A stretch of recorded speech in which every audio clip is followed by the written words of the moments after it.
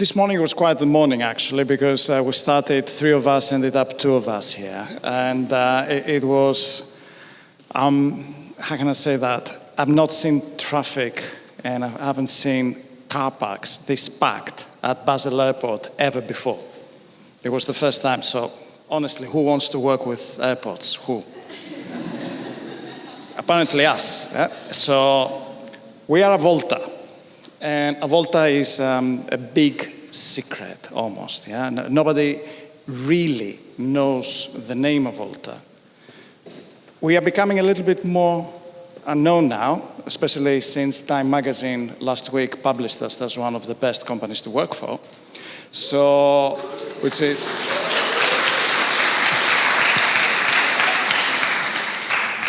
You know, I thought I'll drop that in, yeah? So... And any of my colleagues here, please do not go against that. We are actually an exciting operation. We are a big operation. We have been around for a number of years, ever since forming back in 2004, 2005 as do-free, duty-free, do-free, and then evolving over the years and acquiring a lot more than the initial Right Now operation in Switzerland. So we had acquisitions in Brazil, we had acquisitions in Argentina, progressively in Greece, a product of acquisition myself, and then we also merged with companies. So it's an interesting story. And we're not moving. This is why.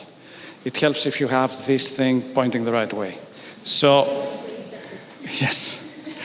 We have had the luck of actually growing very fast. So in a very, very short period of time, we moved from an income, a revenue of a few billion to what you're going to see in a minute. But in the last 2 years, the group has grown even bigger. So now we have our duty-free travel retail side of things, and we also have our F&B side of things. One of the big companies that we acquired early on was Hudson News in the US, and this has been quite a big concern for us, over 1,000 stores. And what we stand for is sustainability and the ability to deliver. I'm not going to say that we are here only for fun, because we have shareholders, clearly, so we need to make sure that we keep them happy. But having fun doing so is the key to success, and this is what the outcome is. So the 13.4 billion that you see there, this is Swiss francs, and we know this means more now that the Swiss franc is kind of elevated, is going to be completely trust this year. I trust that the number is going to be close to the 15 billion or thereabouts. We have way more than 50,000 products. My good colleague Jota, who's in supply chain, knows this very, very well, as he's leading master data. And we have perhaps in excess of 4 million items in the catalog. We have 2.4 million active items. And we sell from an awful lot of local suppliers, which is part of what we do. We actually actively support local suppliers.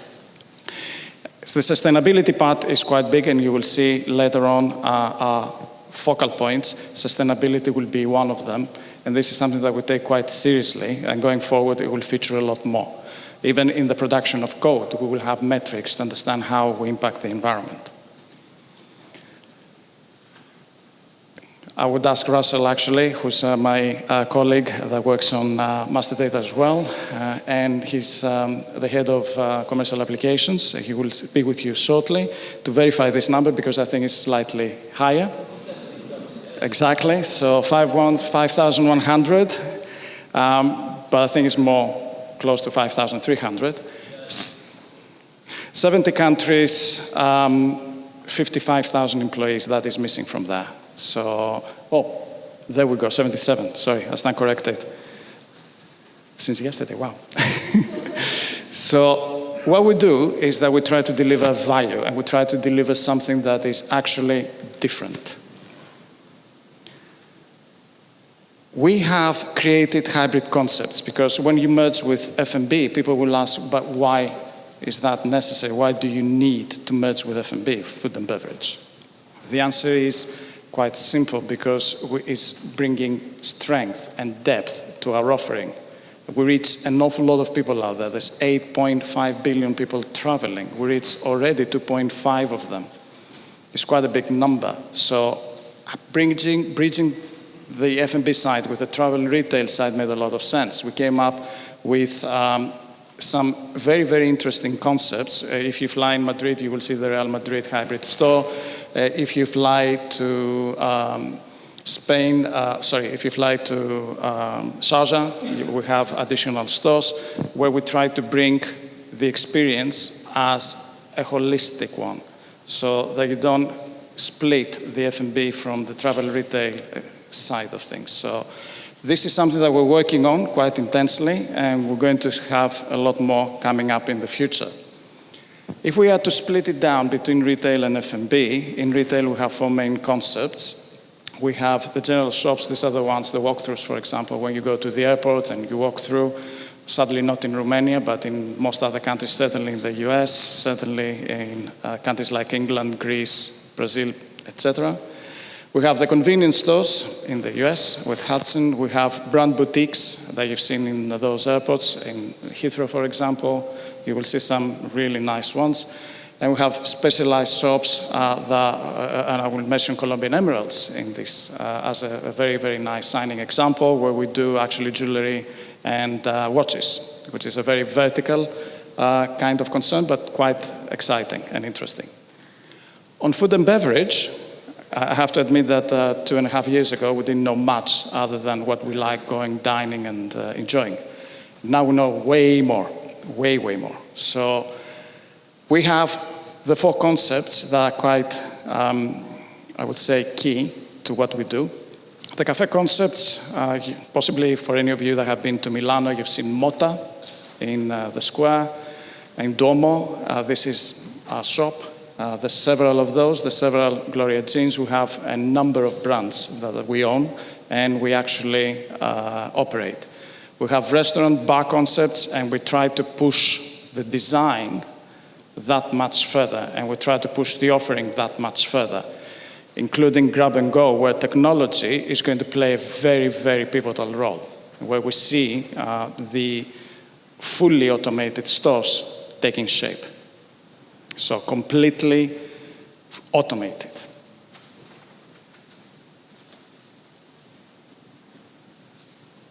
I blame IT, eh? So 1 year ago, actually yesterday was the birthday, I think, Club Avolta became our offering to our customers, a loyalty scheme, and it's been quite successful, to be honest. We have millions of people that have joined the scheme, and our catchment audience today is 2.5 billion, as I mentioned. So we have some way to go, but we already have an awful lot of customers that have joined it. If you haven't, please do. It's actually quite good. It has nice benefits, and what I know is that it's going to be a lot better. And I can see 2 of my colleagues here, Grant and Manuel, that are working on this project, and it is going to be in the first quarter and second quarter of next year quite exciting for you as a customer, because at the end, this is a customer-centric scheme. And this is the top and bottom of it. It is extremely interesting because what we do is this. This is a Destination 27. So we have 4 pillars. The travel experience revolution, where we try to make the journey that you take from your home to your destination and back different. Because we all know that airports, aside of people like me who enjoy them, are not for everyone, yeah? But how do you make that experience easier? How do you put people's minds at ease? How do you make it in such a way that is enjoyable, actually, and you want to spend time? Then we have geographical diversification, because that gives us strength. COVID was point in case here. We had almost 94 or 95% of our operation that closed down overnight. And what made us strong was the fact that we had other things on the boil, and we managed to get through unscathed almost. In fact, at the end of it, we came out stronger. But diversifying the portfolio, diversifying the geographical locations that we have, with the presence that we have across the globe, makes us stronger. Of course, I think it was mentioned on this very stage a few minutes ago, it's all about people. And people are responsible for bringing themselves in the best guise, the best version of themselves, every day, every minute, for doing something exciting, for doing something that they like, for doing something that they want to do. And this is operational improvement culture, because we need to start within ourselves. We need to start with ourselves to make it happen. Otherwise, it won't happen. Sustainability, I did mention, and sustainability is key. It's not easy, because clearly getting to the metrics that we need, getting to the information that we need is not that obvious. But from our perspective, in this room, from a technology perspective, and I do see some people from Microsoft, for example, are going to help us to get to these numbers, because we need to know how much it is that we cost this planet every time that we run a query, every time that we use Copilot, which, by the way, you should use, yeah? I'm not saying you shouldn't use it, but we need to be mindful, yeah? So what happened? And we're here today. So in 2016, when I joined Global, the relationship between Irina and the company, Mindit and Dufry, was already there. It was kind of embryonic. It was kind of at the beginning of it all. And I still remember the first call, because I was in Latin America. And it was, oh, I like that word. It was a very passionate call, yeah? So roll on a few years, and we are at the other end of the spectrum, because when we started with applications and reviving applications that clearly were not working, just not working, yeah? And then we evolved and we expanded as we had data products coming in, data warehouse, for example, and data analytics coming in. Then we had to move to the next version of every platform that we delivered, because it was impossible to work the way that we were and pretend that this is what the company needs. So we had to work intensely for a number of months to make things happen, years actually, to make things proper. And what is exciting, really, is what is happening in many other areas, because the fancy areas are data and applications, but there's a lot of unsung heroes in the background, the integration team that we have, and they're exceptional, because they make everything tick without hiccups. And this is important. Where are we now in our relationship? Well, this is where we start breaking barriers. This is where we start pushing ceilings. This is where we think out of the box. And this is what we're going to be doing, co-developing brand new applications in a brand new way. And some, we're starting actually with an existing application, but this is going to be done in a fully different, totally different way. And this is super exciting for all of us. So that was Nari's part. So Nari's thanking you for this.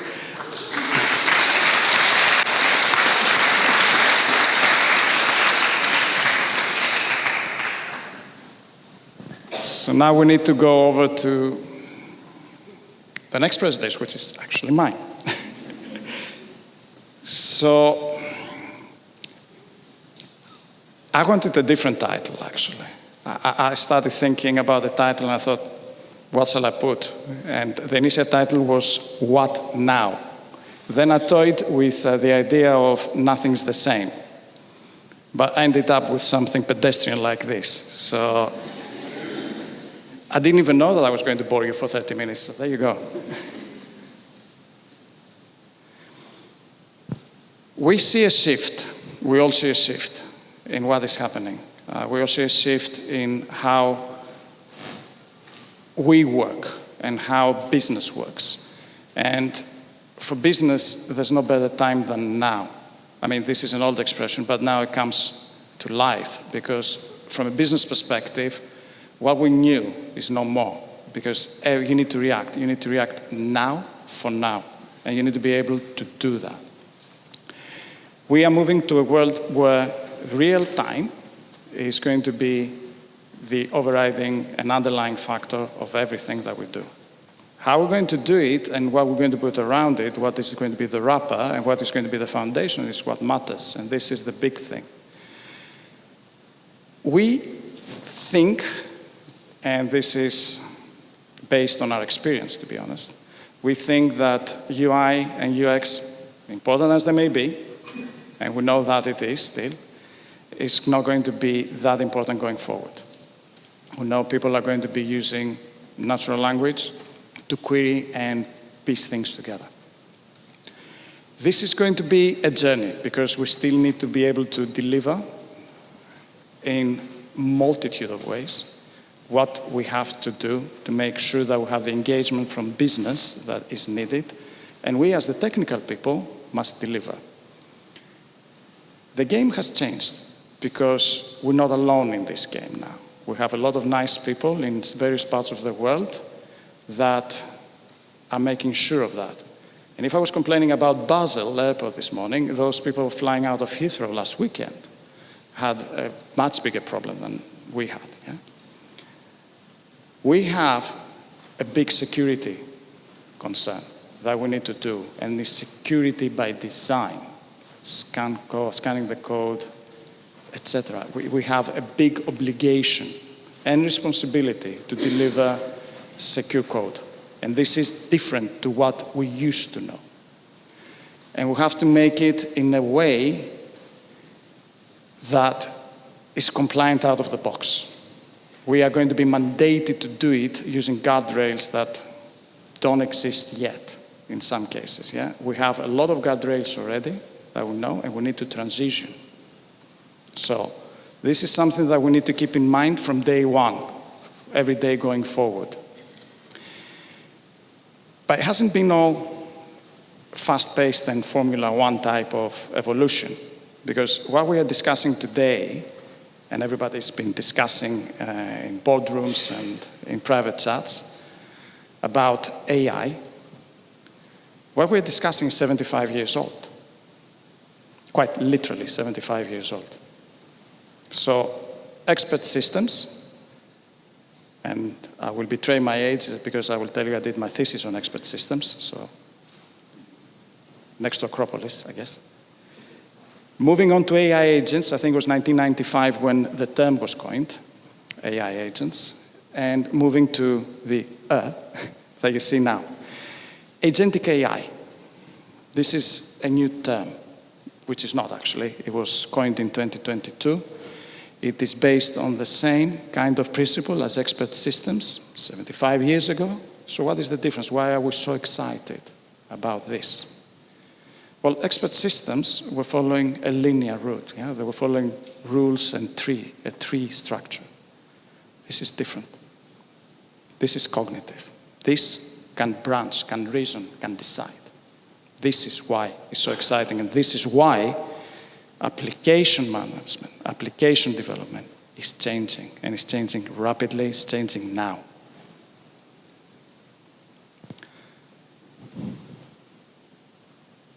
Okay, so my crystal ball was downgraded to glass ball, so this is good to know. We all know that we deliver applications that are API first, and of course we all like to say AI first, but I reserve that for later. We all like to call low code as a way forward. We all like to think that we're event-driven. In reality, if I have a show of hands in the room, none of us is really there with what we say here, because it's not that easy. If it were, everybody would be jumping on the bandwagon, so it's not the case. So what we need to do is make sure that we have the processes right in our companies, and we have the systems right and the understanding right to be able to create those composables, API first applications, which to some degree we all have. Let's also be fair to ourselves and give us a pat in the back.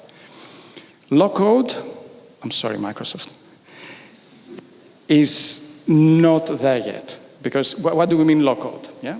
What do we mean low code? If we mean that the person sitting in procurement can do their own application and hook it up to every system there is and draw results, it's not there.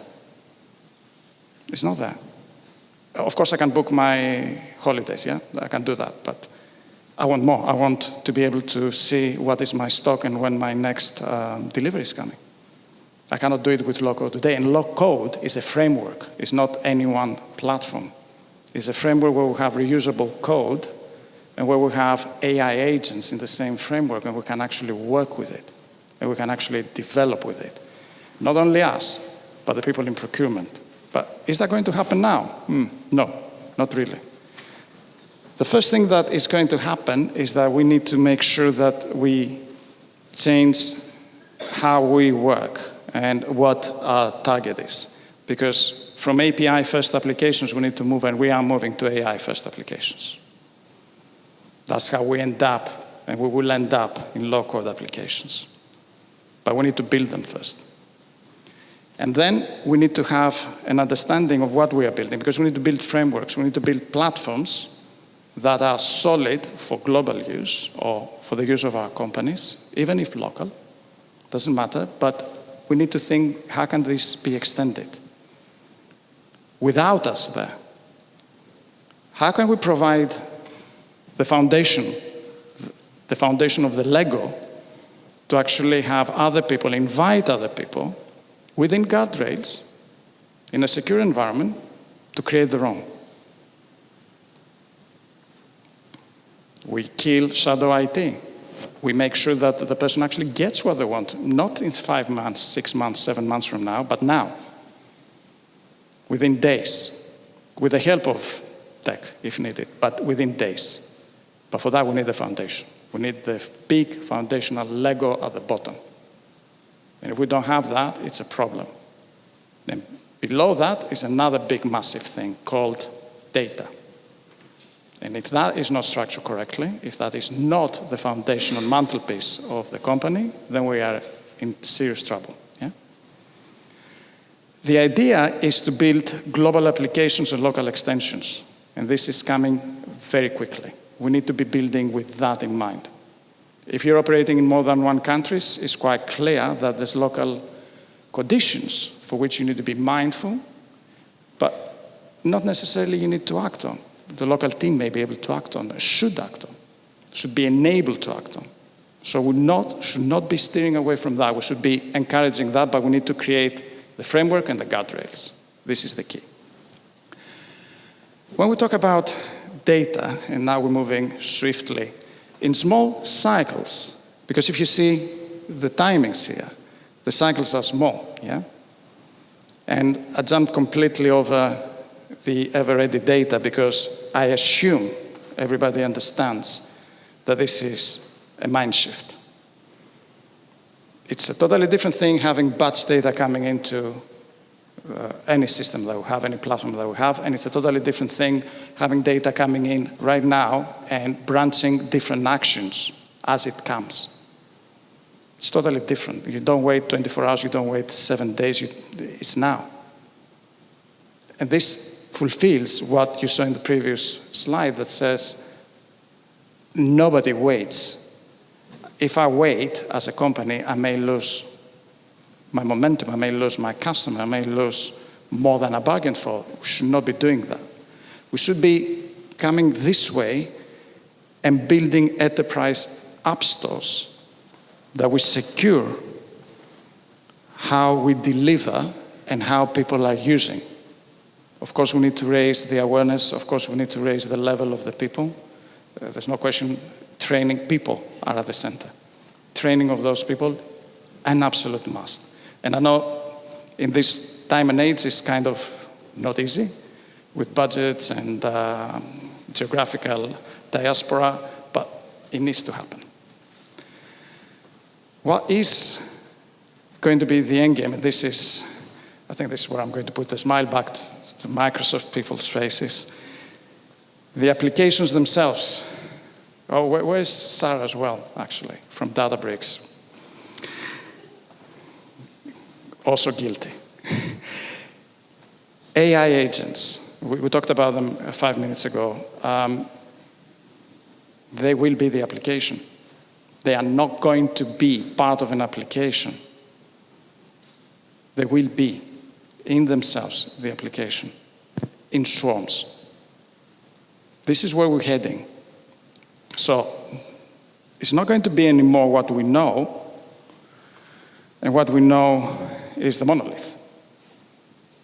As the joke goes, it's a microservice that got hungry. But at the end, this is a huge piece that we need to start decomposing, piece by piece, and then recomposing in a totally different way, until we reach a stage where we have the right size that we can handle and make sense to everyone, tech and business. The game is to be able to scale, and the game is to be able to deliver fast, because conditions change, needs change, and we need to deliver new requirements. We and the people out there, not just tech. Remember, this is going to be big. And what we're suggesting here is really, we need to get rid of the left side, we need to get rid of the monoliths progressively. And over to the far edge on the right, we need to right-size what we're doing. Because remember, we can overdo it. And being tech, we have the tendency sometimes, yeah? We have the tendency to say, okay, well, microservices, wow, let's go all microservices. So who's going to orchestrate 150 microservices and get it right? We've seen moves from big companies actually taking steps back and getting things right-sized, let's say. Yeah? So we need to have a balance whilst we're doing all this. If we're starting anything new, we know that we cannot go monolithic anymore. We know that it has to be API first. We know that it has to be AI first. And we know for a fact that it needs to be real time. There's no other way. Really, there is no other way. And the moment that in a fast-moving life, in a fast-moving world, in the social media type of businesses that we're all in, yeah, in terms of pace, there's no alternative. We need to do it. The problem is resources, is having the processes and having the will, because it's not easy. And it's not going to be easy. So how do we go about it? Do we shatter it and we start from scratch? Only if we want to fail. Because let's not forget, those monoliths that exist today do something useful and pay our salaries as well. Yeah? They still pay salaries. And I'm not talking about the salaries for developing them. I'm talking the people that are using them are doing something extremely useful with them, and they bring value to the company, value to the shareholders. So we cannot just go with a hammer and destroy everything. It's impossible. It doesn't work. So we need to do it piece by piece. And we need to understand what pieces within that monolith we need to touch first. And those need to be the ones that bring most value to the business. So we need to ask, what is different? What are we going to do different? What additional value we add by changing the monolith into what we are proposing to do? And where should we start? These are important questions that you really need to ask. Talk twice about processes and talk twice about data, because this is the foundation. Process is what links data together, yeah? And makes sense of everything. And data makes sense of everything else. Now, there's a profound gap of data literacy and data culture out there. And this is a gap that we need to address, because what is coming is going to catapult right over there. It's going to bypass, and if we leave people behind, this is a problem. The foundation for AI-driven applications is the anchor of what we need, and it is the springboard for where we're going. So let's think strategically. Let's understand what we must change. Let's understand what we need to deliver. And let's do it together, because it's a collaboration. It's a collaboration of tech, business, and value. So tech plus business equals value. This we must always think in our minds. Yeah, this is the only thing that matters. So from my side, I would just like to end on a people note, because I would like to thank the team, and I see a lot of familiar faces. I would like to thank Irina. I would like to thank mindit. I would like to thank my own team, but most of all, I would like to thank you all for being here today and bearing with me for half an hour, and looking forward to seeing you all again.